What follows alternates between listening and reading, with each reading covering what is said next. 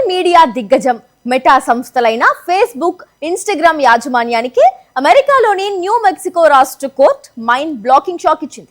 New Mexico court judge Bryan బిల్షీడ్ నేతృత్వంలోని ధర్మాసనం చిన్నపిల్లల మానసిక ఆరోగ్యానికి హాని కలిగించడం, ప్లాట్ఫామ్లలో రక్షణ కల్పించడంలో విఫలం అవ్వడంపై మెటాకు $567 మిలియన్ అంటే దాదాపు 5,500 కోట్ల రూపాయల పరిహారం చెల్లించాలని ఆదేశించింది.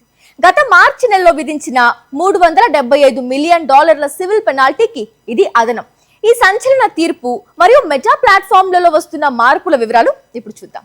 న్యూ మెక్సికో అటార్నీ జనరల్ రాల్ తోరెస్ దాఖలు చేసిన దావాపై విచారణ జరిపిన న్యూ మెక్సికో జిల్లా కోర్టు మెటా ప్లాట్ఫారంలు న్యూ మెక్సికో యువతలో మానసిక ఆరోగ్య సంక్షోభానికి ప్రధాన కారణమని నిర్ధారించింది.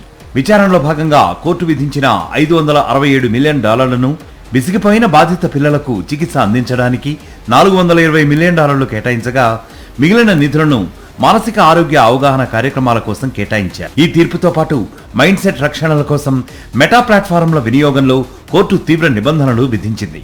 న్యూ మెక్సికో పరిధిలోని మైనర్ యూజర్ల ఖాతాలకు రాత్రి 10 గంటల నుంచి ఉదయం 7 గంటల వరకు ఎలాంటి పుష్ నోటిఫికేషన్లు పంపకూడదని ఆదేశించింది. అలాగే మైనర్లు నెలకు 90 గంటలకు మించి ఇన్స్టాగ్రామ్, ఫేస్బుక్లను వాడకుండా సమయ పరిమితిని విధించింది.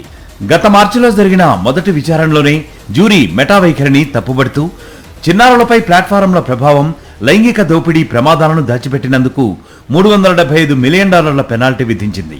దాంతో మెటా చెల్లించాల్సిన మొత్తం బకాయిలు $942 మిలియన్ చేరాయి. లాభాపేక్ష కోసమే పిల్లల భద్రతను పక్కన పెట్టారని అటార్నీ జనరల్ తోరెజ్ తీవ్ర స్థాయిలో మండిపడ్డారు. ఈ తీర్పుపై మెటా సంస్థ తీవ్ర అసంతృప్తిని వ్యక్తం చేసింది.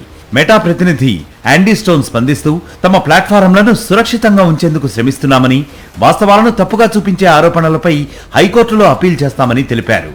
మరోవైపు అమెరికా వ్యాప్తంగా వేలాది విద్యా సంస్థలు, అటార్నీ జనరల్స్ దాఖలు చేసిన దావాల విచారణ త్వరలోనే కాలిఫోర్నియాలో ప్రారంభం కానుంది. మరిన్ని అప్డేట్స్ కోసం ఛానల్ ను సబ్స్క్రైబ్ చేయండి. నోటిఫికేషన్స్ కోసం బెల్ ఐకాన్ పై క్లిక్ చేయండి.